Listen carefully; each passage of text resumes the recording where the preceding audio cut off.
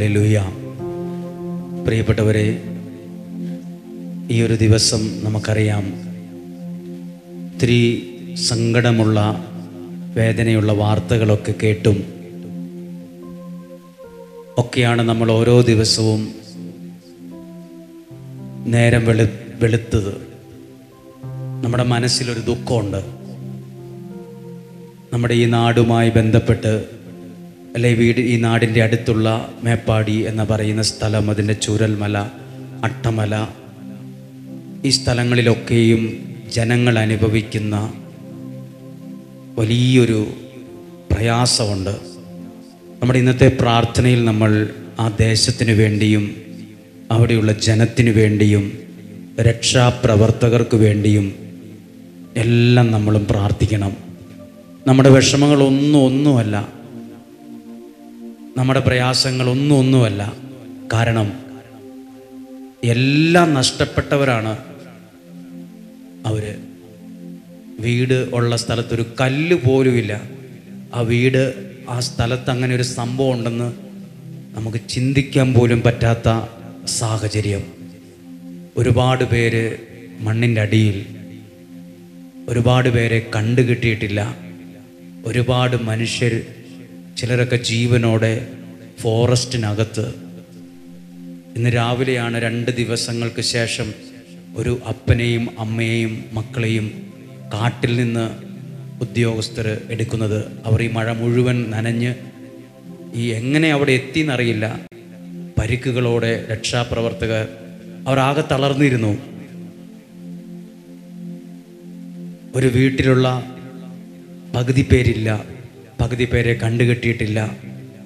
ഒരു സ്ഥലത്ത് ബോഡി കിട്ടുമ്പോൾ അവർ ഓടി വന്ന് നോക്കുക, ഞങ്ങളുടെ ആരെങ്കിലും ആണോ. തിരിച്ചറിയാൻ പോലും പറ്റാത്ത വിധം ശരീരവും മുഖവും പല്ലും എല്ലാം പോയി. വീർത്ത ശരീരം, ആരുടെ ശരീരമെന്ന് പോലും അറിയത്തില്ല, തിരിച്ചറിയാൻ പോലും കഴിയാത്ത വിധത്തിൽ. അവരൊക്കെ നമ്മുടെ സഹോദരീ സഹോദരന്മാരാണ്.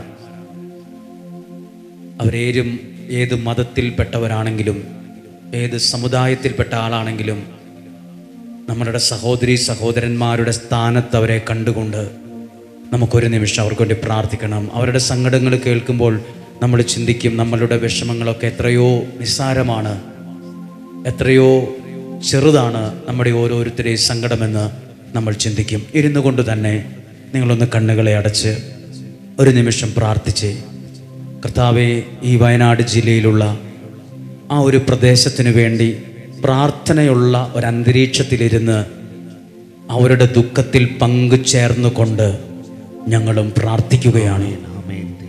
ഞങ്ങളുടെ ശക്തിയിലോ ബുദ്ധി കൊണ്ടോ ഒതുങ്ങുന്ന, കൈകാര്യം ചെയ്യാൻ പറ്റുന്ന പ്രയാസങ്ങളൊന്നുമല്ല ഒന്നും. ഞങ്ങൾക്കറിയത്തുമില്ല, ഇതിനുത്തരവുമില്ല. എന്തുകൊണ്ട് എന്ന് ചോദിച്ചാൽ ഒരു ഉത്തരം കൊടുക്കാനില്ല. നമ്മൾ നിസ്സഹായരാണ്, സാധാരണക്കാരാണ്. നമ്മുടെ ബുദ്ധി ഇത്രയേ ഉള്ളൂ, നമ്മുടെ ശക്തി ഇത്രയേ ഉള്ളൂ. നമുക്ക് ദൈവത്തിൻ്റെ കരുണയിൽ അവരെ കൊടുക്കാം. ഒരുപാട് കുടുംബങ്ങൾ വേദനയും കരയാൻ കണ്ണുനീര് പോലുമില്ലാതെയാണ് അവരുടെ എല്ലാ ജീവിതങ്ങളെ ആ ദേശത്തെയും കൊടുത്ത് ഈ ദിവസം ഞങ്ങൾ പ്രത്യേകം പ്രാർത്ഥിക്കുന്നു. ആ ദേശത്തുള്ളവർക്ക് വേണ്ടി ഇന്നത്തെ ആരാധനയിലും ഇന്നത്തെ എല്ലാ ശുശ്രൂഷകളിലും അവരെ ഓർത്ത് പ്രാർത്ഥിക്കുന്നു, അവരെ ഓർത്ത് പ്രാർത്ഥിക്കുന്നു. ആ കുടുംബങ്ങൾക്ക് വേണ്ടി പ്രാർത്ഥിക്കുന്നു. മാത്രമല്ല, ഇവിടെ ഈ പ്രതികൂല കാലാവസ്ഥയിൽ, മഴയിൽ ഇത്രയും വാർത്തകളൊക്കെ ഇങ്ങനെ കേട്ടിട്ടും നിങ്ങൾ ഇത്രയും പേര് വരാൻ തയ്യാറാകുന്നു എന്നുള്ളത് തന്നെ തികച്ചും അത്ഭുതമാണ്. നിങ്ങളിവിടെ വരാൻ കാണിച്ച നല്ല മനസ്സിനും നിങ്ങളുടെ സാന്നിധ്യത്തിനും ഈ പ്രതികൂല കാലാവസ്ഥയിലും നിങ്ങൾ ആ നല്ല മനസ്സിന് നന്ദിയോടും സ്നേഹത്തോടും ബഹുമാനത്തോടും കൂടെ കാണുകയും നിങ്ങൾക്ക് വേണ്ടിയും ഈ ഒരു നിമിഷം ഒരു വാക്ക് പ്രാർത്ഥിക്കുന്നു. കർത്താവേ, ഈ ജനത്തെ അങ്ങ് അനുഗ്രഹിക്കണം. ഈ ജനത്തിൻ്റെ പ്രാർത്ഥന അങ്ങ് കേട്ടേ മതിയാകൂ. ഇവരുടെ സങ്കടങ്ങളും വേദനകളുമൊക്കെ അങ്ങ് പരിഹരിച്ചു കൊടുത്തേ പറ്റൂ. ഞങ്ങളെ അനുഗ്രഹിച്ചിട്ടല്ലാതെ, ഞങ്ങളെ വിടുവിച്ചിട്ടല്ലാതെ, പ്രാർത്ഥനയ്ക്ക് മറുപടി തരാതെ ഞങ്ങളെ പറഞ്ഞു വിടരുത്. ഈ ശുശ്രൂഷ ഇവർക്ക് അനുഗ്രഹമാകണം. ഈ ശുശ്രൂഷ ഇവരുടെ ജീവിതത്തിന്റെ അവസ്ഥകൾക്ക് മാറ്റം വരാൻ കാരണമാകണം. ഇവരുടെ വീടിന്റെ അകത്ത് ചില അത്ഭുതങ്ങൾ നടക്കണം. ഇവരുടെ ജീവിതത്തിന്റെ അകത്ത് ചില മാറ്റങ്ങൾ നടക്കണം. ഇവർ പ്രാർത്ഥിക്കുന്ന വിഷയത്തിൽ ദൈവത്തിന്റെ കരം ചലിക്കുന്നത്, പ്രവർത്തിക്കുന്നത് കാണാൻ കഴിയണം, കാണാൻ കഴിയണം, കാണാൻ കഴിയണം. അത് സാക്ഷ്യമായി തീരുന്നത് അനുഭവിക്കാൻ കഴിയണം. ഹല്ലേലൂയ. യേശുവേ നന്ദി, യേശുവേ ആരാധന. Hallelujah, hallelujah.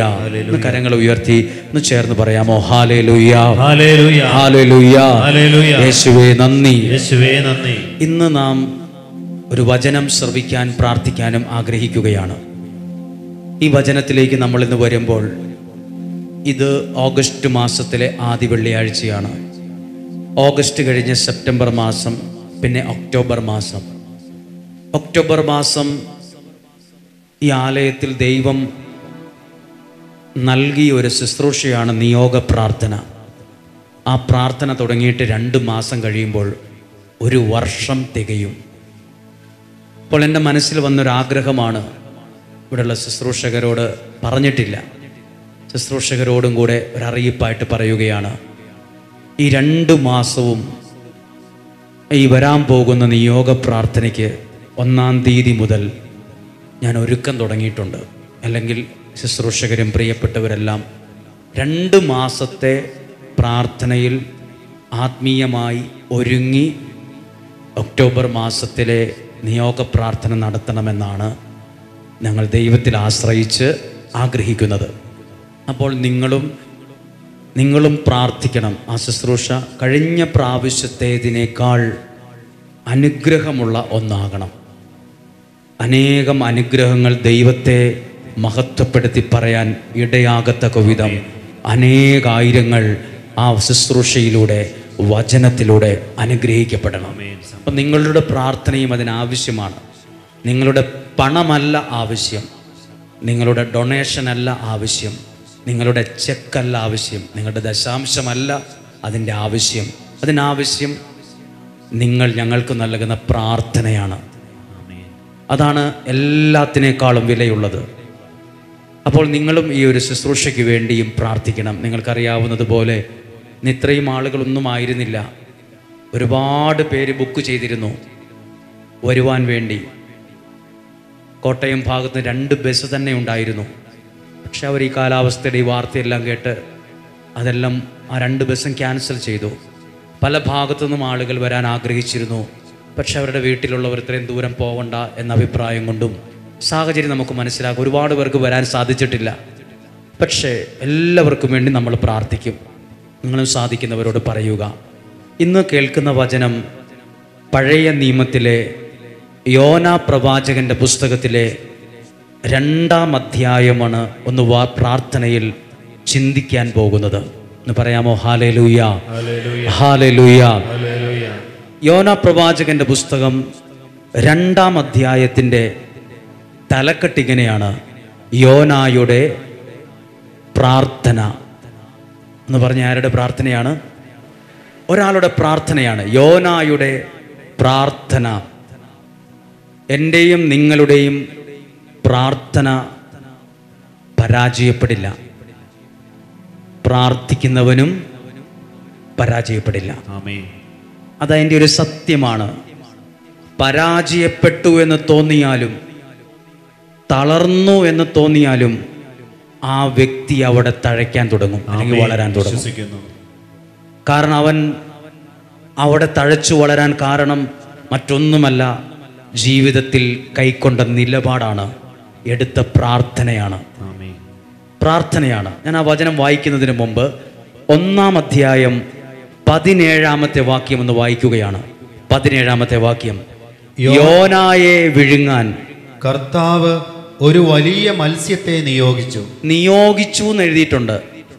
അറിയാതെ കടലിലെ ഒരു മത്സ്യം, ഒരു മീൻ വന്ന് വിഴുങ്ങിന്നല്ല, കടലിലേക്ക് യോനായുടെ ജീവനെ എറിഞ്ഞു.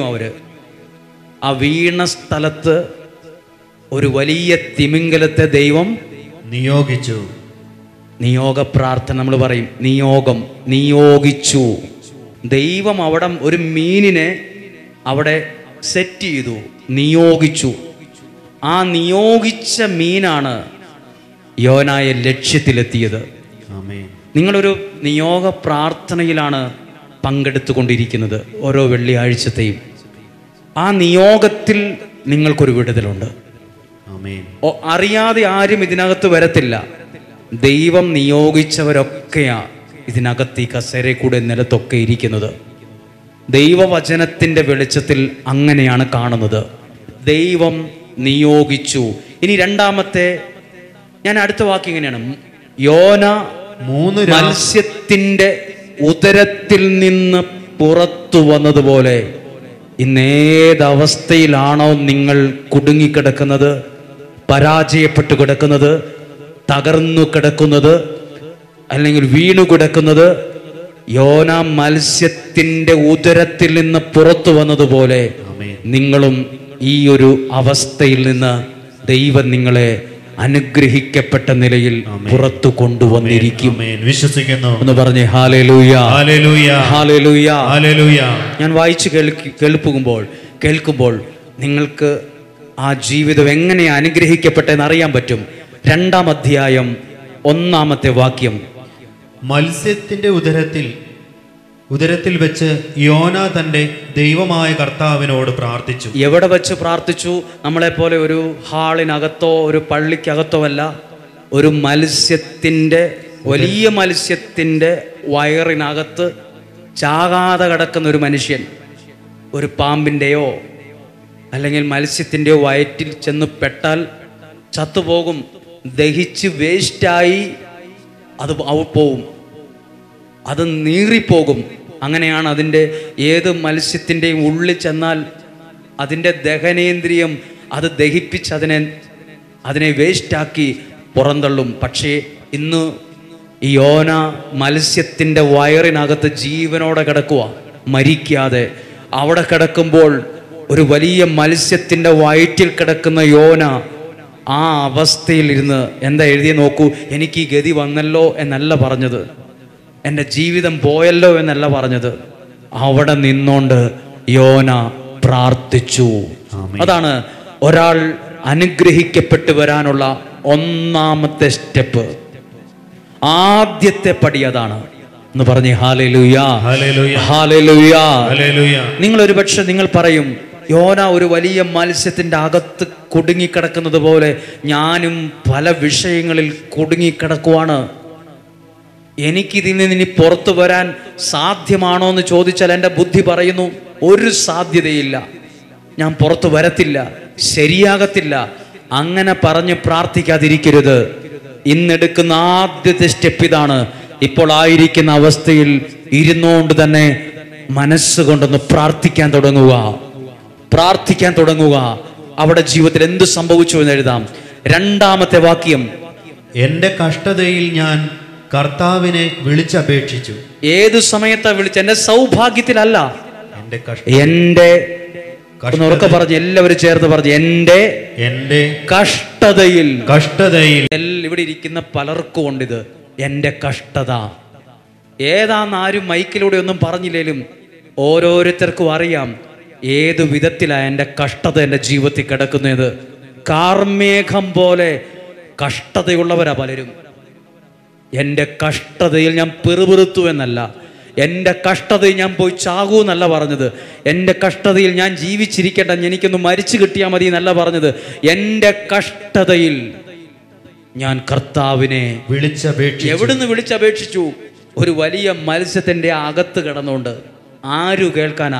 മത്സ്യം കിടക്കുന്നത് പോലും വെള്ളത്തിന്, കടലിൻ്റെ അടിത്തട്ടില്ല, അല്ലെങ്കിൽ വലിയ വെള്ളത്തിനകത്താണ്. ആ മത്സ്യം വെള്ളത്തിൽ മാത്രമല്ല, വെള്ളത്തിൽ ജീവിക്കുന്ന ഒരു മത്സ്യത്തിൻ്റെ വയറിനകത്താണ് ഇന്ന് ഈ പ്രവാചകനുള്ളത്.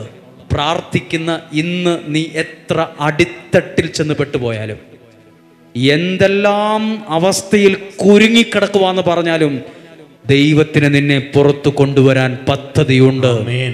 ഹല്ലേലൂയ. ഒന്ന് പറഞ്ഞേ ഹല്ലേലൂയ. ഹല്ലേലൂയ. ഒരു കരം ഉയർത്തി ചേർന്ന് പറയാമോ ഹല്ലേലൂയ, ഹല്ലേലൂയ, ഹല്ലേലൂയ. ഹല്ലേലൂയ. അടുത്ത വാക്യം വായിക്കുമ്പോൾ എൻ്റെ കഷ്ടതയിൽ, നമ്മളൊക്കെ കഷ്ടത വരുമ്പോൾ പറയുന്നത് നെഞ്ചത്തടിച്ച് പ്രാകും, അല്ലെങ്കിൽ വീട്ടിലുള്ളവരെ ശപിക്കും. എനിക്കിങ്ങനെയൊക്കെ വന്നു, എൻ്റെ തലവരെ മോശമാണ്, എൻ്റെ നാള് പ്രശ്നമാണ്, എൻ്റെ ജീവിതം പ്രശ്നമാണ്, ആരോ എന്തോ ചെയ്തുകൊണ്ടാണ്. ഈ പ്രവാചകനൊന്നും പറഞ്ഞില്ല.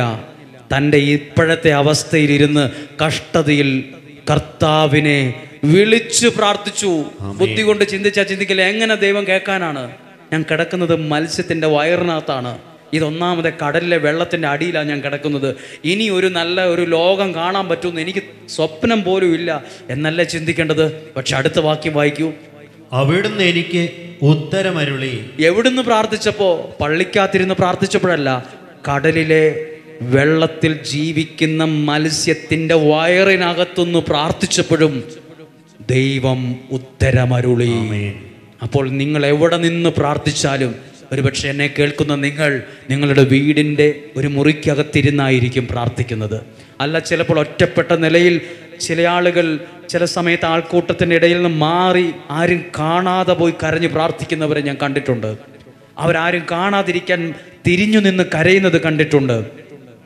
എവിടെ ഇരുന്ന് പ്രാർത്ഥിച്ചാലും ഉടനെ ദൈവത്തിൽ നിന്ന് മറുപടി വന്നത് കണ്ടോ? പ്രാർത്ഥിക്കുന്ന നിങ്ങൾ ആരുമായിക്കൊള്ളട്ടെ, പ്രാർത്ഥിക്കുന്നത് എവിടെ ഇരുന്നുമായിക്കൊള്ളട്ടെ, നിങ്ങളുടെ പ്രാർത്ഥനയ്ക്ക് ദൈവം ഉത്തരം നൽകും. ഹല്ലേലൂയ. അവർക്ക് പറഞ്ഞേ ഹല്ലേലൂയ. വൃത്തിയുള്ള പാത്രത്തിൽ ഭക്ഷണം വിളമ്പുന്നത് പോലെ ദൈവം തൻ്റെ അനുഗ്രഹത്തെ ജീവിതമാകുന്ന പാത്രത്തിലേക്ക് വിളമ്പുന്ന അനുഭവമുണ്ട്. ഞാനങ്ങനെ കണ്ടിട്ടുണ്ട്. നിങ്ങൾ കണ്ടിട്ടില്ലേ? ആഘോഷങ്ങളിൽ ആളുകൾ വരി വരിയായിരിക്കുമ്പോൾ ഓരോ ആളുകൾ ഭക്ഷണം ഓരോരുത്തർക്കായി വിളമ്പുന്നു. ഇതുപോലെ ഓരോരുത്തർക്കായി ദൈവം തൻ്റെ അനുഗ്രഹത്തെ വിളമ്പുന്ന സമയമാണിത്. അനുഗ്രഹത്തെ വിളമ്പുന്ന സമയം, അനുഗ്രഹത്തെ ദൈവം നിങ്ങളുടെ കരങ്ങളിൽ ഏൽപ്പിക്കുന്ന സമയം. വൃത്തിയുള്ള ഒരു പാത്രത്തിലേക്ക് ഭക്ഷണം വിളമ്പുന്നത് പോലെ എൻ്റെ ജീവിതമാകുന്ന പാത്രത്തിലേക്ക് ചിലതിനെ വിളമ്പുന്ന, ചില അനുഗ്രഹത്തെ വിളമ്പുന്ന, ചില സൗഖ്യത്തെ വിളമ്പുന്ന ഏറ്റവും ദൈവീകമായ ഒരു സമയമാണ് എന്ന് പറഞ്ഞ് ഹല്ലേലൂയ ചേർന്ന് പറയാം. ഹല്ലേലൂയ. എനിക്ക് ആ വാക്യം ഒത്തിരി അനുഗ്രഹമായിട്ട് തോന്നി. മത്സ്യത്തിന്റെ ഉദരത്തിൽ കിടന്ന് പ്രാർത്ഥിച്ചപ്പോഴും എന്താ എഴുതിയിരിക്കുന്നത്? അവിടുന്ന് എനിക്ക് ഉത്തരമരുളി. അടുത്ത വാക്യം ഉറക്കെ വായിച്ചേ. പാതാളത്തിന്റെ ഉദരത്തിൽ നിന്ന് ഞാൻ നിലവിളിച്ചു, അവിടുന്ന് എന്റെ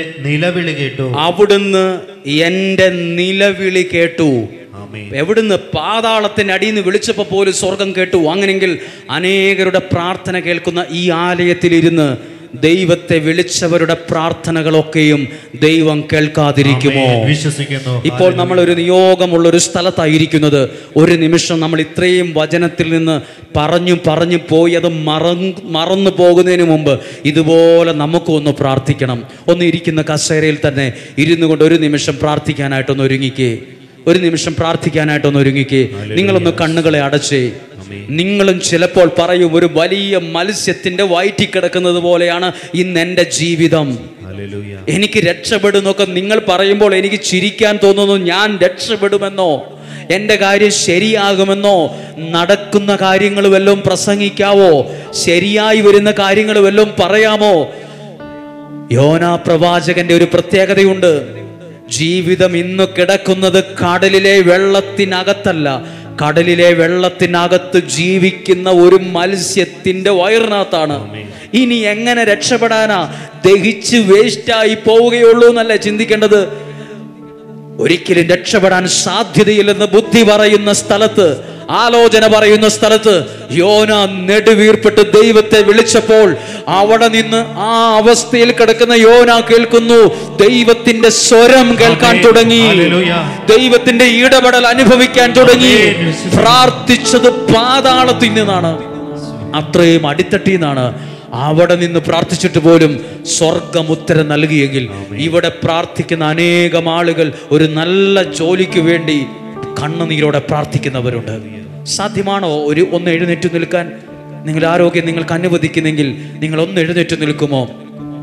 യോന പ്രാർത്ഥിച്ചത് പാതാളത്തിന്റെ അടിയിൽ കിടന്ന്, അതും മത്സ്യത്തിന്റെ ഉദരത്തിൽ കിടന്ന്. ദൈവമേ, കൂരാക്കൂർ ഇരുട്ടാണ്. ഒരു മത്സ്യത്തിന്റെ ഉദരത്തിനകത്ത്, ഇരുട്ടിനകത്തു കിടന്ന് ഇനി ഒരു ഭാവി ഉണ്ടോ എന്ന് ചോദിച്ചാൽ ബുദ്ധി പറയും, ഇല്ല, തീർന്നു, അവസാനിച്ചു, നിന്റെ കഷ്ടകാലമായതെന്ന് പറയും. പക്ഷെ അവിടെ നിന്ന് കണ്ണുനീരോടെ യോന പ്രാർത്ഥിച്ചു എന്ന് വേദപുസ്തകം വ്യക്തമായി എഴുതിയിട്ടുണ്ടെങ്കിൽ ഇതെന്റെ ജീവിതം ഇതുപോലൊക്കെ തന്നെ, എൻ്റെ കുടുംബം ഇന്ന് ഇതുപോലെ ഏതോ മത്സ്യത്തിന്റെ ഉദരത്തിനകത്ത് പെട്ട് കുടുങ്ങി കിടക്കുന്ന പോലെ എൻ്റെ കുടുംബം എന്നുള്ളത്, എൻ്റെ ജീവിത പങ്കാളിയുടെ സ്വഭാവമുള്ളത്, എൻ്റെ മക്കളുള്ളത്, എൻ്റെ സാമ്പത്തികമുള്ളത്, എൻ്റെ ആരോഗ്യമുള്ളത്, പലതും എനിക്ക് തന്നെ പിടിച്ചു കയറാൻ പറ്റാത്തൊരു നിലയിലാണ്. ഏതവസ്ഥയിലായിക്കൊള്ളട്ടെ, അവസ്ഥ ദൈവത്തിന് പ്രശ്നമല്ല, അവസ്ഥ ദൈവത്തിന് വിഷയമല്ല. ഈ അവസ്ഥയിൽ നിന്നും രക്ഷിക്കാൻ എൻ്റെ ദൈവം സർവശക്തനാണ്. എൻ്റെ ദൈവം സർവശക്തനാണ്. ഒരു നിമിഷ കരങ്ങളൊന്ന് ഹൃദയത്തോട് ചേർത്ത് വെച്ച്, യോന പ്രാർത്ഥിച്ചപ്പോൾ ആ മത്സ്യത്തിന്റെ അകത്തുനിന്ന് യോനായെ ദൈവം പുറത്തു കൊണ്ടുവന്നതുപോലെ വിശ്വസിക്കാമോ? ഇന്നത്തെ ആ സങ്കടം നിറഞ്ഞ അവസ്ഥയിൽ നിന്ന്, പ്രതികൂലം നിറഞ്ഞ അവസ്ഥയിൽ നിന്ന്, കഷ്ടത നിറഞ്ഞ അവസ്ഥയിൽ നിന്ന്, ദാരിദ്ര്യം നിറഞ്ഞ അവസ്ഥയിൽ നിന്ന്, പഴികേട്ടും മടുത്ത അവസ്ഥയിൽ നിന്ന്, മറ്റുള്ളവരുടെ ശാപങ്ങളും ഒറ്റപ്പെടലും തള്ളപ്പെടലും കേട്ട് മനസ്സും മടുത്ത മുരടിച്ച ഈ അവസ്ഥയിൽ നിന്ന് ദൈവം എന്നെ അത്ഭുതപരമായി പുറത്തു കൊണ്ടുവരാനാ ഒരു നിയോഗത്തോടെ ദൈവം ഇതിനകത്ത് തന്നെ കൊണ്ടുവന്നത്. ഇത്ര കഷ്ടപ്പാട് സഹിച്ച് വാഹനം ഓടിച്ച് മഴയുണ്ടായിട്ടും ബ്ലോക്ക് ഉണ്ടായിട്ടും തടസ്സങ്ങൾ ഉണ്ടായിട്ടും ഞാൻ എന്തായാലും പോകുമെന്ന് പറഞ്ഞ് ഈ സ്ഥലത്തേക്ക് വന്നത് ചുമ്മാ കണ്ടു കേട്ട് എന്തോ കേട്ടിട്ട് ഇറങ്ങിപ്പോകാനല്ല, എവിടെയോ അത്ഭുതകരമായി പുറത്തു ദൈവം പദ്ധതിയിട്ടത് കൊണ്ടാണ്. ഈ അവസ്ഥയിൽ തുടരാൻ ദൈവം സമ്മതിക്കുകയില്ല. ഈ അവസ്ഥയിൽ തുടരാൻ ദൈവം സമ്മതിക്കുകയില്ല. പ്രാർത്ഥിക്കുന്ന നീ എവിടെയും കുടുങ്ങിപ്പോകില്ല. പ്രാർത്ഥിക്കുന്ന നീ നിന്റെ ജീവിതം ഇരുട്ടിലായി പോകില്ല. പ്രാർത്ഥിക്കുന്ന നിന്റെ ജീവിതം കരയിലെത്തും. പ്രാർത്ഥിക്കുന്ന നിന്റെ ജീവിതം ലക്ഷ്യത്തിലെത്തും. പ്രാർത്ഥിക്കുന്ന നിന്റെ ജീവിതം ലക്ഷ്യത്തിലെത്തും. അവൻ സ്ഥിതി മാറ്റുമ്പോൾ യാക്കോബും ഘോഷിക്കും, ഇസ്രായേൽ ആനന്ദിച്ചിടും. നീറിടും വേളയിൽ നീ എനിക്കേകിടും നന്മയിൻ നീരുറവാ. പാടാമോ? നീറിടും വേളയിൽ നീ എനിക്കേകിടും നന്മയിൻ നീരുറവാ. നീറിടും വേളയിൽ നീ എനിക്കേകിടും നന്മയിൻ നീരുറവാ. ആമേൻ. ഹല്ലേലൂയ. ഇരിക്കാമോ? ഹല്ലേലൂയ. നിങ്ങളിന്ന് കേട്ട ഈ വചനം ഞാൻ എൻ്റെ ജീവിതവുമായി ചേർത്ത് വച്ചാണ് പറയുന്നതും പ്രസംഗിക്കുന്നതും ഒക്കെ. കാരണം ഈ ബൈബിൾ എഴുതിയിട്ടുണ്ട്, യോന പ്രവാചകൻ പ്രാർത്ഥിച്ചപ്പോൾ അവിടുന്ന് അവനുത്തരം നൽകിയെന്ന്, അവനുത്തരം അരുളിയെന്ന്. Hallelujah, hallelujah. ഞാൻ ഒത്തിരി സന്തോഷത്തോടെയാണ് ഈ കാര്യങ്ങൾ പറയുന്നത്. കാരണം എൻ്റെ ജീവിതത്തിൽ ഞാൻ അനുഭവിച്ചൊരു കാര്യമാണ്, ഇതുപോലെ നമ്മളും പ്രാർത്ഥിച്ചാൽ ഇന്നല്ലെങ്കിൽ നാളെ ദൈവം ആ കാര്യത്തിൽ ഉത്തരം നൽകുന്നു. പ്രാർത്ഥിച്ചത് സത്യമാണെങ്കിൽ ഇന്നല്ലെങ്കിൽ നാളെ 10 മണിക്ക് കൃത്യം ഉത്തരം തരുമെന്നല്ല, ഇന്നല്ലെങ്കിൽ നാളെ അതിൻ്റെ ഉത്തരം കാണും. Hallelujah, hallelujah. ഒരുപക്ഷെ നിങ്ങൾ എൻ്റെ കയ്യിൽ കഴിഞ്ഞ ആഴ്ചകളിൽ ഒരു ചെറിയ സ്വർണ്ണമോതിരം കണ്ടു കാണും. എടുക്കാൻ മറന്നുപോയി, അതുകൊണ്ടാണ് ഇടാഞ്ഞത്. പലരും അത് ശ്രദ്ധിച്ചു. അത് സ്വർണമാണോ എന്നോട് ചോദിച്ചു. അത് സ്വർണമാണ്. അത് എത്ര ഗ്രാം ഉണ്ട്, പണയം വെക്കാൻ തരുമോ എന്ന് ചോദിച്ചു. ചുമ്മാ ചോദിച്ചതാണ്. അത് 3 ഗ്രാം ഉണ്ട്. നല്ല പൈസയുണ്ടല്ലോ എന്ന് ചോദിച്ചു. അത് ഞാൻ മേടിച്ചതല്ല. ഒരു ദിവസം എൻ്റെ വീട്ടിൽ നിന്ന് എൻ്റെ അമ്മ വിളിച്ചു പറഞ്ഞു, എന്നാണ് ഇങ്ങോട്ട് വരുന്നത്? അപ്പോൾ ഞാൻ പറഞ്ഞു, ഒരിക്കൽ വരണം. അപ്പോൾ പറഞ്ഞു, ഒരു കാര്യം പറയാനുണ്ട്. അപ്പോൾ ആ കാര്യം പറയാനുള്ളത് ഉണ്ട് എന്ന് എന്നോട് പറയുമ്പോൾ ഞാൻ ചിന്തിച്ചു, എന്താണാവോ ഇത്രമാത്രം പറയാനായിട്ടൊരു കാര്യം? എന്തെങ്കിലും ഇനി വല്ല സീരിയസ് ആയിട്ടുള്ള കാര്യമാണോ? എന്തായിരിക്കും? അങ്ങനെ എന്നോടൊരു ദിവസം പറഞ്ഞു, എൻ്റെ ചാച്ചൻ എനിക്കൊരു മോതിരം മേടിച്ച് വച്ചിട്ടുണ്ട്, അതിവിടെ അലമാരിയിൽ ഇരിപ്പുണ്ട്, നിൻ്റെ വിരലിന് പറ്റുമോയെന്നറിയത്തില്ല, പറ്റിയാലേ മാറ്റിയെടുക്കണം എന്നാ വരിക. ഞാൻ പറഞ്ഞു, മോതിരമോ? ഞാൻ സ്വർണം അങ്ങനെ ആഗ്രഹിക്കുന്നയാളോ ഇടുന്നയാളോ ഉപയോഗിക്കുന്ന ആളോ അല്ല. എൻ്റെ കയ്യിൽ മറ്റ് സ്വർണങ്ങളൊന്നുമില്ല. അപ്പോൾ ഞാനിങ്ങനെ ആദ്യം ചിന്തിച്ചൊരു കാര്യം,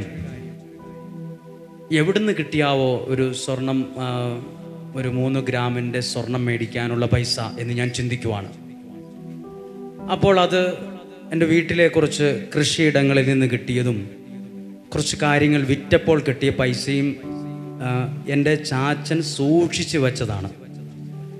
അപ്പോൾ എൻ്റെ കയ്യിൽ എടുത്തു തന്നിട്ട് പറഞ്ഞു, ഇത് നിൻ്റെ കയ്യെ കിടന്നോട്ടെ, ഇതാർക്കും ദാനം ചെയ്യരുത്, ഇത് ഇരിക്കട്ടെ. ഞാൻ ഈ സാക്ഷ്യം പറയുന്നത്, എനിക്കറിയാം ഒരു സമയത്ത്, ഒരു കാലത്ത് എൻ്റെ അപ്പച്ചന് വേണ്ടി ഒരുപാട് ഞാൻ പ്രാർത്ഥിച്ചിട്ടുണ്ട്. കാരണം മദ്യപിക്കുന്ന അവസ്ഥയിൽ നിന്നൊരു വിടുതലുണ്ടാകാൻ. വേറൊന്നുമല്ല, അതൊരു സങ്കടമുള്ള കാര്യമാണ്. അപ്പം എനിക്കിന്ന് പറയാൻ പറ്റും, ഒട്ടും കുടിക്കാത്ത ഒരാളായിട്ടാണ് എൻ്റെ അപ്പച്ചനുള്ളത്. അപ്പോൾ ഇത് പറയാൻ കാരണം, ഈ ബൈബിൾ വായിച്ചപ്പോൾ ഇത് പറയാൻ വേണ്ടി വന്നതല്ല, പക്ഷേ ഈ വചനം വായിച്ചപ്പോൾ എനിക്ക് തോന്നുവാണ്, മത്സ്യത്തിൻ്റെ വയറ്റിക്കിടക്കുന്ന ഒരു മനുഷ്യൻ്റെ പ്രാർത്ഥന പോലും സ്വർഗത്തിൽ മറുപടിയായി ഇങ്ങ് വന്നു. അപ്പം നമ്മളിവിടെ ചിന്തിക്കും, നമ്മൾ പ്രാർത്ഥിച്ച് ചിലരൊക്കെ മടുത്തവരാണ്, പ്രാർത്ഥിച്ച് നമ്മുടെ തൊണ്ടയ്ക്ക് തഴമ്പ് വന്നവരാണ്. നമ്മൾ പറയും, ഇനി പ്രാർത്ഥിച്ചിട്ടൊന്നും കാര്യമില്ല, ഒന്നും ശരിയാകാൻ പോകുന്നില്ലെന്നൊക്കെ നമുക്ക് തോന്നും. ചിലരൊക്കെ മടുത്തിട്ട് പോകും, ഈ ധ്യാനം പ്രാർത്ഥനയൊക്കെ വെറുതെയാണ്. പക്ഷെ ഒരു കാര്യമാണ്, നമ്മൾ ഏത് അടിത്തട്ടിൽ കിടക്കുവാണേലും ദൈവത്തിനറിയാം പ്രാർത്ഥിക്കുന്നവനെ മുകൾ തട്ടിലേക്ക് കൊണ്ടുവരാൻ, സ്വഭാവത്തിൽ മാറ്റം വരുത്താൻ ദൈവത്തിന് സാധ്യമാണ്. ഹല്ലേലൂയ. ഞാനിത് പറയാതിരിക്കുന്നതും ശരിയല്ല. എനിക്ക് കിട്ടിയ അനുഭവം സാക്ഷ്യമായിട്ട് ഞാൻ പറയേണ്ട ആളാണ്. അപ്പോൾ ഈ വചനം വായിച്ചപ്പോൾ ഞാൻ ഓർക്കുവാണ്, യോനാ പ്രവാചകന്റെ പ്രാർത്ഥന കേട്ട ദൈവം അന്ന് ഒരാളുടെ പ്രാർത്ഥന മാത്രമല്ല, ഇന്നും നമ്മുടെ പ്രാർത്ഥന കേൾക്കുന്ന ദൈവമാണ്. ഇന്നും നമ്മളുടെ കണ്ണുനീര് കാണുന്ന ദൈവമാണ്. ഹല്ലേലൂയ. ഞാൻ ഇനി അടുത്ത വചനത്തിലേക്ക് വരാം. 3-ാമത്തെ വാക്യം. ഇനി ഈ പ്രവാചകൻ പ്രാർത്ഥിച്ചപ്പോൾ കടന്നുപോയ സിറ്റുവേഷൻ എഴുതിയിട്ടുണ്ട്. 3-ാമത്തെ വാക്യം. അവിടുന്ന് എന്നെ ആഴത്തിലേക്ക് സമുദ്രമധ്യത്തിലേക്ക് വലിച്ചെറിഞ്ഞു. ഇനി അടുത്ത വാക്യം നോക്കൂ. പ്രവാഹം എന്നെ വളഞ്ഞു. പ്രവാഹം എന്ന് പറഞ്ഞാൽ വെള്ളം, ജലത്തിന്റെ പ്രവാഹം എന്നെ വളഞ്ഞു. ചുറ്റും നമ്മൾ പറയില്ലേ, എൻ്റെ എല്ലാം കൊണ്ടും ഞാൻ ആകെ കുരുങ്ങി കിടക്കുവാന്ന് പറയില്ലേ, ഇതുപോലെ പ്രവാചകൻ പറയുക, ഞാനിപ്പം വെള്ളം കൊണ്ട്, പ്രവാഹം കൊണ്ടു എന്നാ എന്നെ വളഞ്ഞു. ചുറ്റും എനിക്ക് പ്രശ്നങ്ങളാണ്, 4 വശത്തും എനിക്ക് രക്ഷപ്പെടാൻ ഒരു സാധ്യതയില്ലാതെ എല്ലാം കൊണ്ടും വളഞ്ഞ് ആകെ പ്രയാസത്തിലാണ്. അടുത്ത വാക്യം. അങ്ങയുടെ തിരമാലകൾ എൻ്റെ മുകളിലൂടെ കടന്നുപോയി. തിരമാല, ഞാൻ കിടക്കുമ്പോൾ എൻ്റെ അവസ്ഥയ്ക്ക് മുകളിലൂടെ തിരമാലകൾ കടന്നുപോയിക്കൊണ്ടിരിക്കുന്നു. അത്രയും വലിയൊരു അവസ്ഥയിലാണ് ഞാൻ. അടുത്ത 4-ാമത്തെ വാക്യം. അപ്പോൾ ഞാൻ പറഞ്ഞു, അങ്ങയുടെ സന്നിധിയിൽ നിന്ന് ഞാൻ നിഷ്കാസിതനായിരിക്കുന്നു. അങ്ങയുടെ വിശുദ്ധ മന്ദിരത്തിലേക്ക് ഇനി ഞാൻ എങ്ങനെ നോക്കും? 5-ാമത്തെ വാക്യം. സമുദ്രം എന്നെ വലയം ചെയ്തിരിക്കുന്നു, ആഴി എന്നെ ചുറ്റിയിരിക്കുന്നു, പായൽ എൻ്റെ തല വരിഞ്ഞു മുറുക്കിയിരിക്കുന്നു.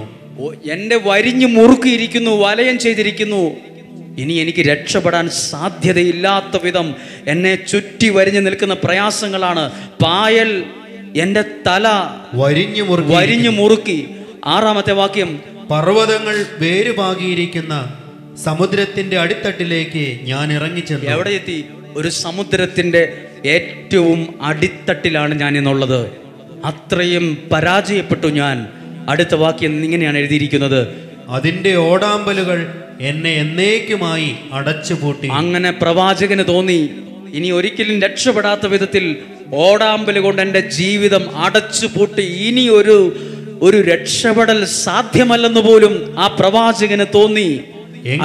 എങ്കിലും എന്റെ ദൈവമായ കർത്താവേ, ആ വാക്ക് ശ്രദ്ധിക്കണം, ഇത്രയൊക്കെ ഓടാമ്പല് കൊണ്ട് കുറ്റിയിട്ടതുപോലെ, പായൽ കൊണ്ട് മൂടിയതുപോലെ വരിഞ്ഞു മുറുക്കി ജലപ്രവാഹം ചുറ്റി വളഞ്ഞു.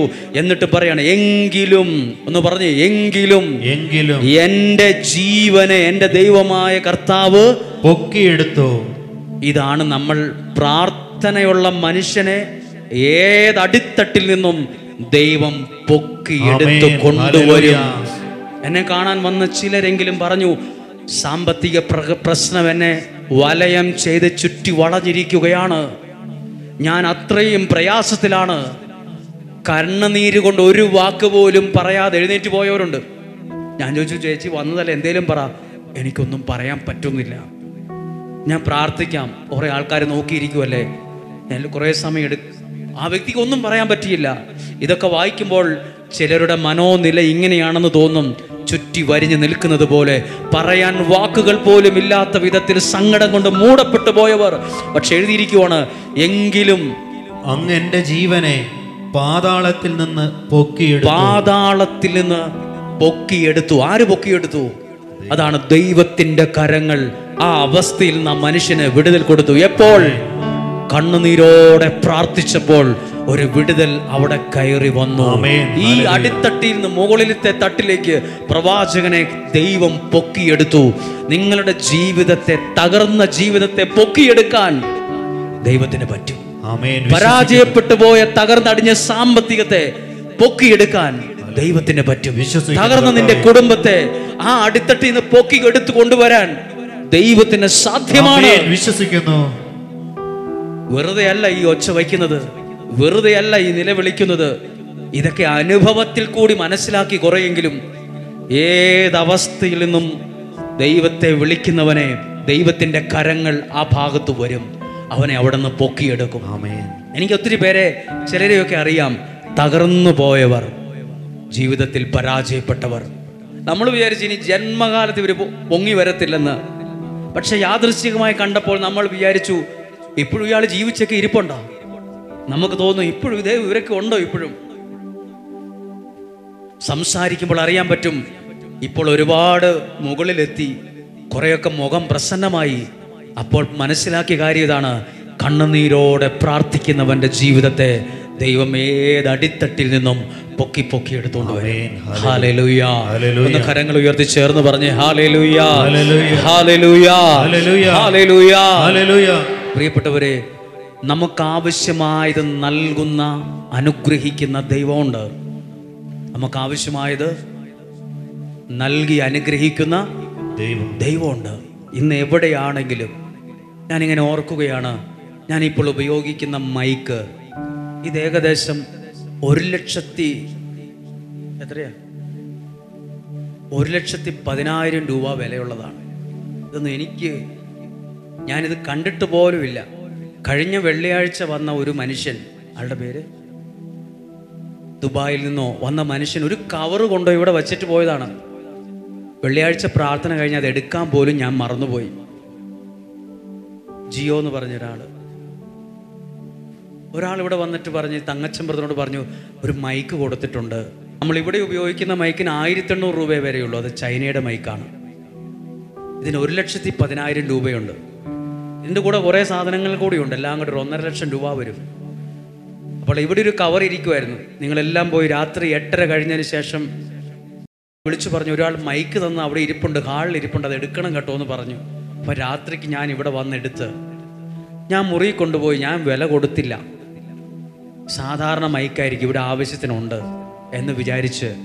അപ്പം ഞാൻ ഇവിടെ ഇരിക്കുന്ന ഈ ജെറിൻ എന്ന് പറഞ്ഞ ആളെ വിളിച്ച്, അദ്ദേഹം ഈ സൗണ്ടുമായി ബന്ധപ്പെട്ട് കൈകാര്യം ചെയ്യുന്ന ഉയർന്ന തലങ്ങളിലൊക്കെ ജോലി ചെയ്തിരുന്ന ആളാണ്. അപ്പോൾ ഞാൻ അദ്ദേഹത്തോട് പറഞ്ഞു, ഇങ്ങനെ ഒരു മൈക്ക് കിട്ടിയിട്ടുണ്ട്,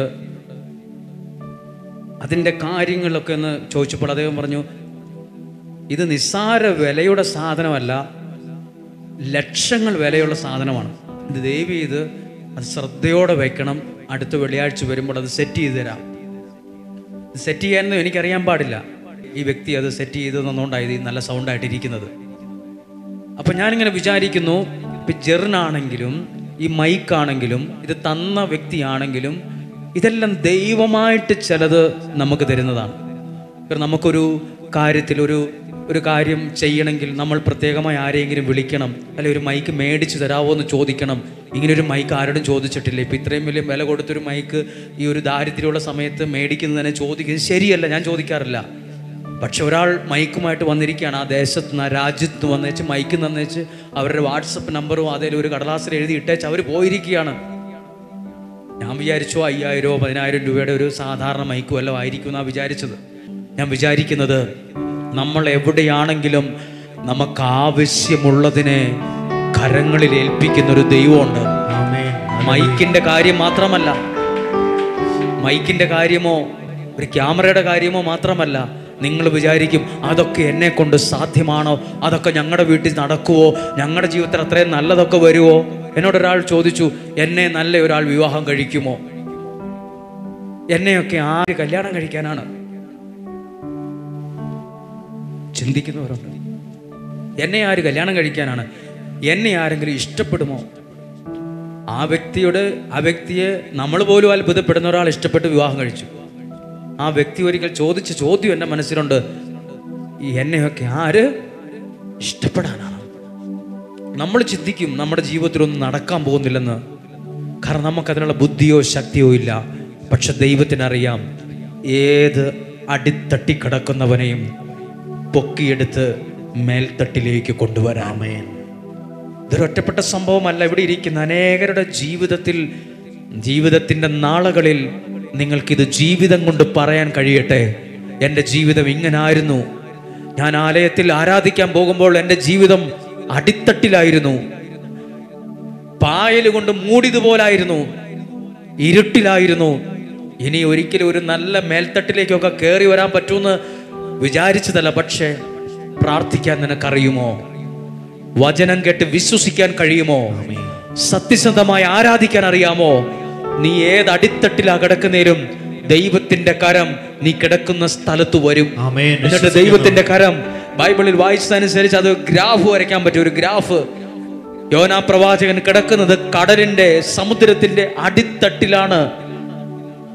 എഴുതിയിട്ടുണ്ട്, അടിത്തട്ടി കിടക്കുന്ന എനിക്കിനി മേൽത്തട്ട് കാണാൻ പറ്റുമോ?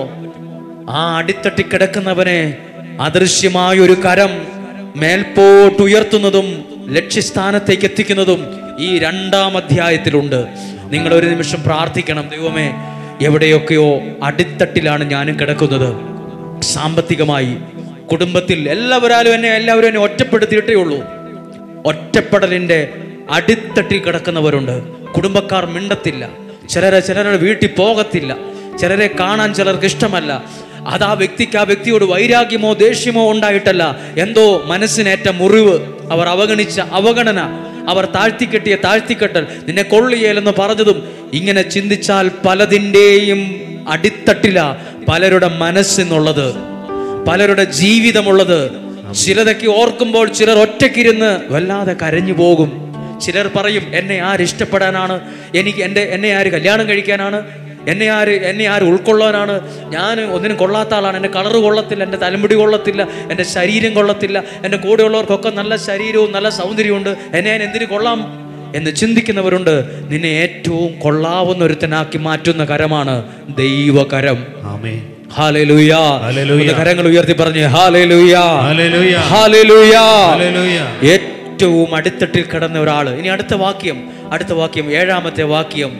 എന്റെ ജീവൻ മരവിച്ചപ്പോൾ, എന്റെ ജീവൻ വെള്ളത്തിൽ കിടന്ന് മത്സ്യത്തിന്റെ ഉദരത്തിൽ കിടന്ന് മരവിച്ചു പോയപ്പോൾ, ഞാൻ മരവിച്ചപ്പോൾ ഞാൻ കർത്താവിനെ ഓർത്തു. പ്രാർത്ഥിച്ചു പോലുമില്ല, ദൈവത്തെ ഞാൻ മനസ്സിൽ ഓർത്തു. ആ ഓർത്തത് പോലും പ്രാർത്ഥനയാണ്.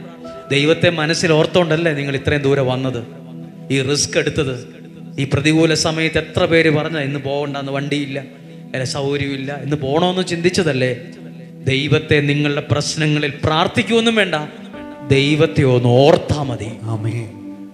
വചനം, ഇങ്ങനെ ഒരു വചനം പണ്ട് കേട്ടായിരുന്നല്ലോ, അത് ഓർത്താൽ മതി, ഓർത്താൽ മതി.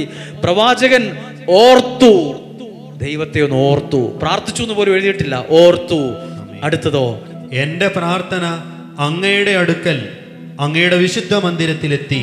അങ്ങയുടെ എൻ്റെ ആ ഓർമ്മ പോലും, ആ പ്രാർത്ഥന, ഓർത്ത പ്രാർത്ഥന വിശുദ്ധ മന്ദിരത്തിലെത്തി. അടുത്ത വാക്യം, വ്യർത്ഥ വിഗ്രഹങ്ങളെ പൂജിക്കുന്നവർ തങ്ങളുടെ വിശ്വസ്തത വെടിയുന്നു. അടുത്ത വാക്യം ഞാൻ വായിക്കണം, 10ാമത്തെ വാക്യം. കർത്താവ് മത്സ്യത്തോട് കൽപ്പിച്ചു, അത് യോനായെ കരയിലേക്ക് ഛർദ്ദിച്ചു. അടിത്തട്ടിൽ കിടന്ന ആളിപ്പോ എവിടെത്തി? കരയിലെത്തി. ദൈവത്തിനറിയാം ഏതടിത്തട്ടിൽ നിന്നും നിന്നെ അനുഗ്രഹമുള്ള കരയിൽ എത്തിക്കാൻ നീ എത്തേണ്ട. ഒരുപക്ഷെ ചിലർ പറയും, എനിക്ക് ഇന്ന രാജ്യത്ത് പോകണമെന്ന് വലിയ ആഗ്രഹമുണ്ട്. ആ കരയിൽ എത്തിക്കുന്നത് ദൈവമാണ്. എനിക്ക് ഇന്ന ഒരു ജോലി കിട്ടണമെന്ന് ആഗ്രഹമുണ്ട്, എനിക്ക് അതിനുള്ള സ്വാധീനമോ രാഷ്ട്രീയ സ്വാധീനമോ കെട്ടിവെക്കാനുള്ള പണമോ ഇല്ല, നടക്കുമോ? ആ കരയിൽ, ആ സ്ഥാനത്ത് നിന്നെ എത്തിക്കുന്ന ദൈവമുണ്ട്. എനിക്ക് അങ്ങനെ ഒരു കമ്പനി ജോലി ചെയ്യാൻ പറ്റുമോ? അങ്ങനെ ഒരു കരയിൽ എത്തിക്കുന്ന ദൈവത്തെ ഒരാൾ പറയുക, വേറൊരാളോട് പറയുകയാണേ, നീ എന്തിനിറങ്ങിയാലും ദൈവ വിചാരത്തോടെ ഇറങ്ങിക്കോ, നീ തോക്കത്തില്ലെന്ന്. അതാ ഈ വാക്ക്. യോന പ്രവാചകൻ മനസ്സിനകത്ത് കെട്ടുകണക്കിന് പ്രാർത്ഥനാ പുസ്തകം വെച്ച് പ്രാർത്ഥിച്ചൊന്നുമില്ല. ആ പ്രതിസന്ധിയിൽ ദൈവത്തെ ഒന്ന് ഓർത്തു. അതവനെ എത്തിച്ചത് ദൈവാനുഗ്രഹമുള്ള കരയിലാണ്. ഇത്രയും കാര്യങ്ങളെ വെച്ച് നമ്മളെല്ലാവരും ഒന്ന് പ്രാർത്ഥിക്കാൻ പോവാണ്. ശക്തമായി പ്രാർത്ഥിക്കണം. ഈ വചനം കേട്ടിട്ട് ഇതെനിക്കൊന്നും മനസ്സിലായില്ലെന്ന് ആരും പറയരുത്. ഇതെന്നെക്കുറിച്ചൊന്നും അല്ലെന്ന് പറയരുത്. ഇത് ഓരോരുത്തരെ കുറിച്ചുമാണ്. എനിക്ക് തോന്നും എന്നെക്കുറിച്ചാണെന്ന്, നിനക്ക് തോന്നും നിന്നെക്കുറിച്ചാണെന്ന്, വേറൊരാൾക്ക് തോന്നും ഇതെന്നെക്കുറിച്ചാണ്, ഇപ്പുറത്തിരിക്കുന്ന ആൾക്ക് തോന്നും ഇതെന്നെക്കുറിച്ചാണെന്ന്. ഈ അവസ്ഥയിൽ നിന്ന് ദൈവം എത്തിക്കുന്ന ഒരു കരയുണ്ട്. അവിടെ എത്തുമെന്ന് സ്വപ്നത്തിൽ വിചാരിച്ചതല്ല. ഇപ്പോൾ പ്രവാചകൻ കിടക്കുന്നത് വലിയൊരു മത്സ്യത്തിന്റെ ഉദരത്തിനകത്ത്, ചെളിക്കകത്ത് അടിത്തട്ടിലാണ്. എന്നിട്ട് പറയുന്നത് എൻ്റെ ജീവൻ മരവിച്ചു പോയി എന്ന്. എന്നാ മരവിച്ചു പോയി എന്ന് പറഞ്ഞാൽ എന്താ അർത്ഥം? ഇനി എനിക്കൊരു പ്രതീക്ഷയില്ല. ഏത് കാര്യത്തിലാ സങ്കടപ്പെട്ട് മരവിച്ചു പോയത്? ഏത് കാര്യത്തിലാ സങ്കടപ്പെട്ട് മരവിച്ച പോലെ നിങ്ങൾ ഇരിക്കുന്നത്? നിങ്ങളെ കരയിലെത്തിക്കാൻ, അനുഗ്രഹമുള്ള ഒരു സ്ഥലത്തൊരു കരയിലെത്തിക്കാൻ ദൈവത്തിന്റെ കര നിന്റെ അടുത്തേക്ക് വരുന്നത് ഇന്ന് വിശ്വാസത്തിൽ അനുഭവിക്കാൻ പോകുന്ന സമയമാണ്. വിശ്വാസത്തിൽ അനുഭവിക്കാൻ പോകുന്ന സമയമാണ്. ഏത് അടിത്തട്ടിൽ നിന്നും, ഏത് കോരിരുട്ടിൽ നിന്നും, ഏത് അവസ്ഥയിൽ നിന്നും, മത്സ്യത്തിന്റെ ഉദരത്തിൽ നിന്ന് എന്ന പോലെ നിന്നെ പുറത്തു കൊണ്ടുവരാൻ ഇന്ന് ദൈവം സർവശക്തനാണ്. വിശ്വസിക്കുന്നു. ഒന്ന് കണ്ണുകളെ അടയ്ക്കാമോ? കണ്ണുകളെ ഒന്ന് അടച്ച് ഈ കാര്യങ്ങൾ ജീവിതത്തോടൊന്ന് ചേർത്ത് വെച്ചേ. യോനാ പ്രവാചകൻ പ്രാർത്ഥിച്ചത് കടലിന്റെ അടിയിലെ മത്സ്യത്തിന്റെ ഉദരത്തിൽ കിടന്ന് പായലുകൾ എന്നെ വലഞ്ഞു, ജലപ്രവാഹം എന്നെ ചുറ്റി വരിഞ്ഞു, എനിക്കിനി ഒന്നും കാണാൻ പറ്റുന്നില്ല, എൻ്റെ ജീവിതം ഇരുട്ടില്ല, എൻ്റെ ഭാവി പോയി, എൻ്റെ പ്രതീക്ഷ പോയി. ഇങ്ങനെയൊക്കെ ചിന്തിക്കുന്ന ഒരു അവസ്ഥയിലാണോ? ഈ അടിത്തട്ടിൽ നിന്ന് സ്വന്തം ബുദ്ധിയിൽ നിനക്ക് കയറാൻ പറ്റില്ലായിരിക്കാം. ഈ അടിത്തട്ടിൽ നിന്ന് സ്വന്തം ശക്തി കൊണ്ട് ഒരു സ്റ്റെപ്പ് വെക്കാൻ പറ്റില്ലായിരിക്കാം. ഈ അടിത്തട്ടിൽ കിടന്ന് ഒരു പടി നിനക്ക് മുന്നോട്ട് കയറാൻ പറ്റില്ലായിരിക്കാം. പക്ഷെ അടിത്തട്ടിൽ കിടന്ന് ദൈവത്തെ ഒന്ന് ഓർക്കാൻ പറ്റൂലേ? ദൈവത്തോടൊന്ന് പ്രാർത്ഥിക്കാൻ കഴിയില്ലേ? ദൈവത്തെ ഒന്ന് ആരാധിക്കാൻ കഴിയില്ലേ? ദൈവത്തെ ഒന്ന് സ്തുതിക്കാൻ കഴിയില്ലേ? അത് മതി നിന്റെ ജീവിതം മേൽപോട്ട്, അതായത് അടിത്തട്ടിൽ നിന്ന് മേൽത്തട്ടിലെത്താൻ, അടിത്തട്ടിൽ നിന്ന് ഉറച്ച ദൈവം ഉദ്ദേശിച്ച കരയിലെത്തിക്കാൻ ഇന്ന് ദൈവത്തിന്റെ കരം നിന്റെ കൂടെയുണ്ട്. ഇന്ന് ദൈവത്തിന്റെ കരം, പ്രവാചകന്റെ പുസ്തകത്തിൽ എഴുതിയിട്ടുണ്ട്, ദൈവത്തിന്റെ കരം കുറഞ്ഞു പോയിട്ടില്ല, നീളം കുറഞ്ഞിട്ടില്ല, ദൈവത്തിന്റെ ചെവി മാന്യം സംഭവിച്ചിട്ടില്ല, ദൈവത്തിന്റെ കരം കുറുകിപ്പോയിട്ടില്ല. ഒന്നിരുന്നു കൊണ്ട് തന്നെ ആ കരങ്ങൾ ഹൃദയത്തോട് ചേർത്ത് വെച്ചേ. കർത്താവേ, ഇന്നെന്റെ അവസ്ഥ ഇതുപോലാണ്, ഇന്നെന്റെ സാഹചര്യം ഇതുപോലെയാണ്, ഇവിടെ എങ്ങനെയൊക്കെ ഏതൊക്കെയോ കാര്യത്തിൽ ഞാൻ കെട്ടുപിണഞ്ഞു കിടക്കുന്ന അവസ്ഥയിലാണ്, കുരുങ്ങിക്കിടക്കുന്ന മൃഗത്തെ പോലെയാണ് ഞാൻ, കുരുങ്ങിക്കിടക്കുന്ന മൃഗം ശ്വാസത്തിനു വേണ്ടി നിലവിളിക്കുന്നത് പോലെയും അത് പിടയുന്നത് പോലെയും ഏതൊക്കെയോ പ്രയാസങ്ങളിൽ ഞെരുങ്ങുകയും പിടയുകയുമാണ് ഞാനിന്ന്. എനിക്കറിയാം എൻ്റെ ജീവിതം ഇന്ന് അടിത്തട്ടിലാണെന്ന്, എൻ്റെ ശുശ്രൂഷ ജീവിതം അടിത്തട്ടിലാണെന്ന്, എൻ്റെ ആത്മീയ ജീവിതം എവിടെയൊക്കെയോ അടിത്തട്ടിലാണ്. എൻ്റെ കുടുംബത്തിൽ ആവശ്യമില്ലാത്തതും ഒത്തിരി പ്രയാസങ്ങൾ കൊണ്ടും വഴക്ക് കൊണ്ടും ഞാൻ ഒത്തിരി അടിത്തട്ടിലാണ് കിടക്കുന്നത്.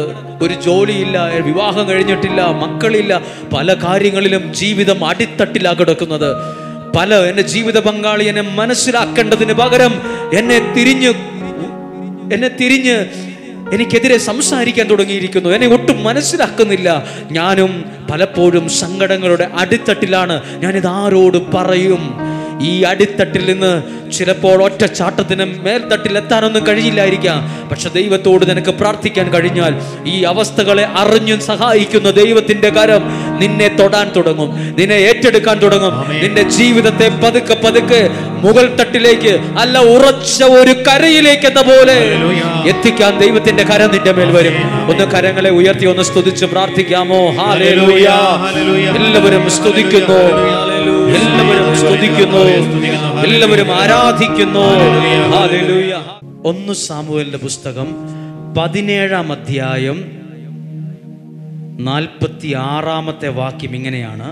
ദാവീദ് പറഞ്ഞൊരൊറ്റ വാക്യമാണ് പ്രാർത്ഥിക്കുന്നത്. പ്രസംഗിക്കാനല്ല ഇത് വായിക്കുന്നത്, ഒരു വാക്ക് പറയാണ്. ദാവീദ് ഗോലിയാത്തിന്റെ അടുത്തേക്ക് പോകുന്ന സമയത്ത് പറഞ്ഞിട്ട് പോകുന്ന 2-3 വാക്കൊന്ന് വായിക്കുകയാണ്. 1 സാമുവേലിന്റെ പുസ്തകം 17-ാം അധ്യായം 46-ാമത്തെ വാക്യം. കർത്താവ് നിന്നെ ഇന്ന് എൻ്റെ കയ്യിൽ ഏൽപ്പിക്കും. ഇതാര് പറഞ്ഞതാണ്? ദാവീദ് സഹോദരന്മാരോട്, അവിടെ നിൽക്കുന്ന ആൾക്കാരൊക്കെ കേൾക്ക പറയാണ്, കർത്താവ് ഈ മനുഷ്യനെ ഇന്ന് എൻ്റെ കയ്യിൽ ഏൽപ്പിക്കും. അങ്ങനെയെങ്കിൽ നിങ്ങൾ അതിന് പകരം പറയണം, ഈ നാളിൽ എൻ്റെ ദൈവം എൻ്റെ ജീവിതത്തിൽ ഒരു അത്ഭുതം ചെയ്യും. ഇന്ന് എൻ്റെ ഭർത്താവിൻ്റെ മേൽ ഒരു മാറ്റം വരും. ഇന്ന് എൻ്റെ ജീവിത പങ്കാളിയെ ഭാര്യയിലും ഒരു മാറ്റം വരും. എൻ്റെ മക്കളുടെ മേൽ ഇന്ന് ഞാൻ ഒരു അടയാളം കാണും. ദാവീദ് പറയുവാണ് ഒരു വാക്ക്, ഇന്ന് കർത്താവ് ഇന്ന് നിന്നെ എൻ്റെ കയ്യിൽ ദൈവം ഏൽപ്പിക്കും. ഇന്ന് ഞാൻ ഒരു അത്ഭുതം കാണും. ഒന്ന് എഴുന്നേറ്റ് നിൽക്കാമോ? ഇത് പറഞ്ഞു ദാവീദ് പറഞ്ഞ വിശ്വാസത്തിന്റെ വാക്ക് പ്രസംഗിച്ചോണ്ട് കേട്ടോണ്ടൊന്ന് ആരാധിക്കാൻ പോവാണ്. എല്ലാ കാര്യവും ഓർത്തേ. ദാവീദ് ഗോലിയാത്തിന്റെ അടുത്തേക്ക് പോകുമ്പോൾ പലരും വിചാരിച്ചു ദാവീദ് തോറ്റുപോകും, ഇപ്പൊ അവന്റെ കഥ തീരും, അവന്റെ ജീവൻ നഷ്ടപ്പെടുമെന്ന് ചിന്തിച്ചു. ദാവീദ് പറഞ്ഞു, നിന്നെ ദൈവമായ കർത്താവ് എൻ്റെ കയ്യിൽ ഏൽപ്പിക്കും. അങ്ങനെയെങ്കിൽ കണ്ണുകൾ അടച്ചു പറഞ്ഞ് ഈ ശുശ്രൂഷയിലൂടെ ഇന്ന് കേട്ട വചനത്തിലൂടെ ഞാനും എൻ്റെ കുടുംബവും ഇന്ന് അനുഗ്രഹിക്കപ്പെടും. ഇന്ന് എൻ്റെ ജീവിത പങ്കാളിയിൽ ഒരു അത്ഭുതം നടക്കും. ഇന്ന് എൻ്റെ കുടുംബത്തിൽ ചില വിടുതലുകൾ നടക്കും. ഇന്ന് എനിക്ക് കുറെ കൂടി അഭിഷേകത്തെ ദൈവം പ്രദാനം ചെയ്യും. ഇന്ന് ഞാൻ ഒരു അത്ഭുത സൗഖ്യം അനുഭവിക്കും. ഇന്ന് എൻ്റെ പ്രാർത്ഥന ദൈവം കേൾക്കും. ഇന്ന് എൻ്റെ പ്രാർത്ഥനയിൽ ഒരു വിടുതൽ ഞാൻ അനുഭവിക്കും. ഇന്ന് എനിക്കൊരു സാക്ഷ്യത്തിനുള്ള വഴി ദൈവം ഒരുക്കും. 2 കരങ്ങളും ഉയർത്തി ഒന്ന് സ്തുതിച്ച് പ്രാർത്ഥിക്കാമോ? ഹല്ലേലൂയ. എല്ലാവരും സ്തുതിക്കുന്നു, സ്തുതിച്ച് പ്രാർത്ഥിക്കുന്നു. Hallelujah, hallelujah. ഈ അടിത്തട്ടിൽ നിന്ന് മേൽത്തട്ടിലേക്ക് വരാൻ ദൈവത്തിന് സാധിക്കും. Hallelujah, hallelujah. കരങ്ങൾ ചേർത്തടിച്ചത് പാടാം. ഉത്തരമുണ്ട്, യാചിച്ചാൽ മറുപടിയുണ്ട്, മുട്ടിയാൽ തുറന്നിടും, ചോദിച്ചാൽ ലഭിച്ചിടും, അതു നിശ്ചയം. ഒരുമിച്ചൊന്ന് പാടാമോ? ഉത്തരമുണ്ട്, യാചിച്ചാൽ മറുപടിയുണ്ട്, മുട്ടിയാൽ തുറന്നിടും, ചോദിച്ചാൽ ലഭിച്ചിടും, അതു നിശ്ചയം. നിശ്ചയം, നിശ്ചയം, അതു നിശ്ചയം, വാക്കു പറഞ്ഞവൻ മാറുകയില്ല. പാടികേ.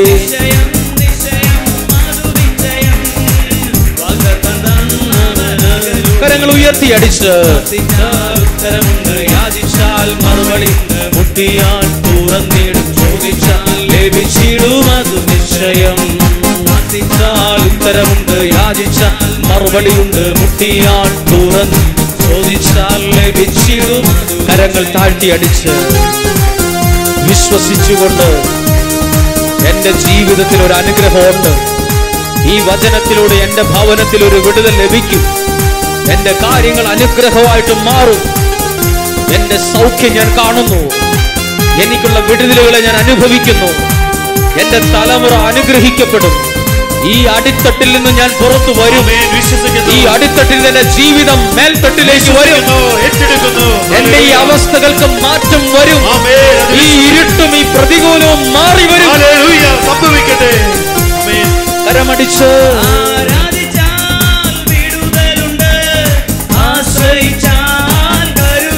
അതുകൊണ്ട് പാടിക്കേ.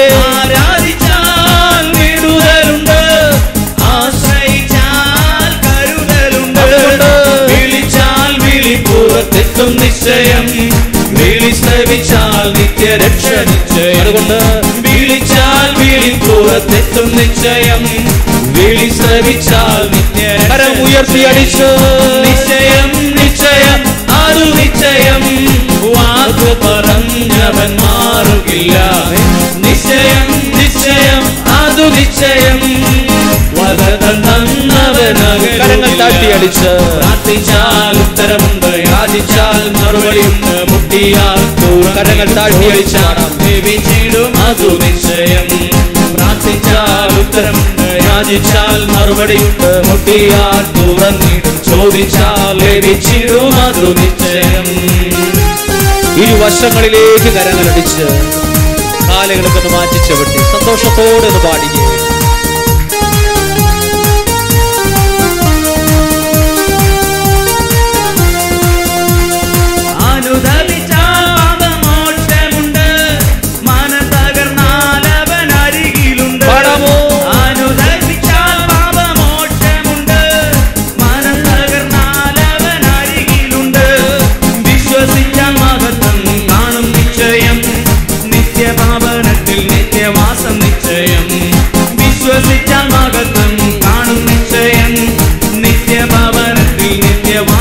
ഉയർത്തി അടിച്ച് നിശ്ചയം നിശ്ചയം അതു നിശ്ചയം, വാക്കു പറഞ്ഞവൻ മാറുകില്ല. നിശ്ചയം നിശ്ചയം അതു നിശ്ചയം, വീശി പാടിക്കില്ല. പ്രാർത്ഥിച്ചാൽ ഉത്തരമുണ്ട്, യാചിച്ചാൽ മറുപടിയുണ്ട്, മുട്ടിയാൽ തുറന്നിടും, ചോദിച്ചാൽ ലഭിച്ചിടും അതു നിശ്ചയം. പ്രാർത്ഥിച്ചാൽ ഉത്തരമുണ്ട്, യാചിച്ചാൽ മറുപടിയുണ്ട്, മുട്ടിയാൽ തുറന്നിടും, ചോദിച്ചാൽ ലഭിച്ചിടും അതു. കരങ്ങൾ ഉയർത്തി സ്തുതിക്കുന്നു. എല്ലാവരും സ്തുതിക്കുന്നു, പ്രാർത്ഥിക്കുന്നു.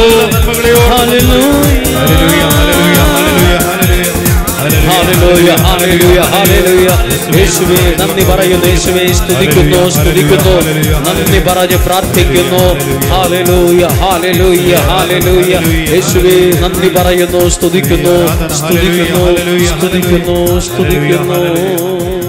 കരങ്ങളൊന്ന് ഹൃദയത്തോട് ചേർത്ത് ഏറ്റവും സന്തോഷത്തോടെ പ്രതീക്ഷയോടെ നിന്ന് യോനാ പ്രവാചകൻ കിടന്നത് പ്രാർത്ഥിച്ചത് കടലിൻ്റെ അടിയിലെ അടിത്തട്ടിൽ കിടന്ന പോലെന്നാണ്, അല്ലെങ്കിൽ ഒരു മത്സ്യത്തിൻ്റെ ഉദരത്തിൽ. എന്നിട്ട് പറയുന്നുണ്ട്, ജലപ്രവാഹം എന്നെ ചുറ്റി വളഞ്ഞു, പായലുകൾ എൻ്റെ ശരീരം മൊത്തം പിടഞ്ഞു കുരുങ്ങിയതുപോലായി. തിരമാലകൾ എൻ്റെ മുകളിൽ കൂടെ പോകുന്നത് ഞാൻ കണ്ടു. അത്രയും എൻ്റെ ജീവിത വ്യക്തി. പക്ഷെ അവിടെ കിടന്നുകൊണ്ട് ആ മനുഷ്യൻ ദൈവത്തെ ഓർത്തത്, ദൈവത്തിൻ്റെ മഹനീയ സന്നിധിയിലെത്തിയെന്ന് ഓർത്തത്. ഇവിടെ ഇരുന്ന് നിങ്ങൾ ഒരുപക്ഷെ പ്രാർത്ഥിച്ച പ്രാർത്ഥനയുടെ ശബ്ദം പോലും മാത്രമായിരിക്കില്ല, നിങ്ങളകത്ത് ചിലപ്പോൾ ഓർത്തതുപോലും സ്വർഗത്തിലെ ദൈവസന്നിധിയിൽ വലിയ മണിനാദം പോലെ മുഴങ്ങുന്നുണ്ടാവും. അങ്ങനെ എഴുതിയിരിക്കുന്നത്, ഒരാളോ കടലിൻ്റെ അടിയിലെ മത്സ്യത്തിൻ്റെ ഉദരത്തിൽ കിടന്ന് ഓർത്തത് എങ്ങനെയാ സ്വർഗത്തിൻ്റെ മഹനീയ സന്നിധിയിലെത്തുന്നത്. ദൈവത്തിൻ്റെ സന്നിധിയിലെത്താൻ ഒരുപക്ഷെ ഒരു ശബ്ദവും ആവശ്യമാണെന്ന് തോന്നില്ല. ഹൃദയത്തിൻ്റെ വേദന പോലും ദൈവത്തിനറിയാം. അടിത്തട്ടിൽ നിന്ന് മേൽത്തട്ടിലെ കരയിലെത്തിച്ചു ദൈവം. ആ മനുഷ്യനെ അതും സുരക്ഷിതമായി. ദൈവം നിയോഗിച്ചൊരു മത്സ്യം, ദൈവം നിങ്ങൾക്ക് തന്ന നിയോഗമായി ശുശ്രൂഷ. അതിനകത്തായി ഇന്ന് പ്രാർത്ഥിച്ചുകൊണ്ടിരിക്കുന്നേ. അത് നിന്നെ കരയിലെത്തിക്കാൻ സഹായിക്കും. അത് നിന്നെ ഒരു ലക്ഷ്യത്തിലെത്തിക്കാൻ കാരണമാകും. എവിടെയൊക്കെയോ മനസ്സിടിഞ്ഞു പോയവരില്ലേ, ഒരുപക്ഷെ നിങ്ങളെ തളർത്തിയത് ഒരു ബന്ധമാകും, ഒരുപക്ഷെ നിങ്ങളെ തളർത്തിയത് സാമ്പത്തികമാകും. സാരമില്ല, ആ തളർത്തിയതിനെ ഓർത്ത് തളരാനല്ല, എന്തൊക്കെയോ ഒരു നന്മയ്ക്കായിരുന്നു അത് വന്നത്. എന്തോ ഒരു നന്മയ്ക്ക് ആ തിരിച്ചടി വന്നേ, എന്തോ ഒരു നന്മയ്ക്ക് അത് കയറി വന്നത്, എന്തോ ഒരു കാര്യത്തിനാണ് സംഭവിച്ചത്. ഒന്നും ഓട്ടോമാറ്റിക്കായിട്ട് സംഭവിച്ചതല്ല. ഇന്ന് എനിക്കത് ഉൾക്കൊള്ളാൻ കഴിയില്ല, എനിക്കത് മനസ്സിലാക്കാൻ പറ്റുന്നില്ല, എനിക്കതൊന്നും പറയുന്നത് പോലും ഉൾക്കൊള്ളാൻ പറ്റുന്നില്ല. പക്ഷെ ഒരു 10 ദിവസം കഴിയുമ്പോൾ, ഒരു വർഷം കഴിയുമ്പോൾ 1000 വട്ടം ചിലപ്പോൾ ചിന്തിക്കും, അത് നല്ലതിനായിരുന്നല്ലോ, അത് ഗുണമായി തീർന്നല്ലോ, അത് അനുഗ്രഹമായല്ലോ. അന്നേരം ഇച്ചിരി സങ്കടമൊക്കെ വന്നാൽ കൂടി ഇത് പിന്നീട് നന്മയായല്ലോ എന്ന്. കർത്താവേ, അങ്ങയുടെ കരങ്ങളിലേക്ക് ഈ ജീവിതങ്ങളെ, സാഹചര്യത്തെ എല്ലാം സമർപ്പിച്ച് പ്രാർത്ഥിക്കുന്നു, എല്ലാം സമർപ്പിച്ച് പ്രാർത്ഥിക്കുന്നു. എല്ലാവരെയും അനുഗ്രഹിച്ച് പ്രാർത്ഥിക്കുന്നു, അനുഗ്രഹിച്ച് പ്രാർത്ഥിക്കുന്നു. ആമേൻ, ആമേൻ. തുടർന്ന് നമ്മുടെ ദിവികാരുണ്യ പ്രദക്ഷിണം ആരംഭിക്കുമ്പോൾ ആ പ്രദക്ഷിണത്തിന്റെ സമയത്ത് നമ്മൾ നിയോഗ പ്രാർത്ഥന ചൊല്ലി നമ്മൾ പ്രാർത്ഥിക്കുകയാണ്.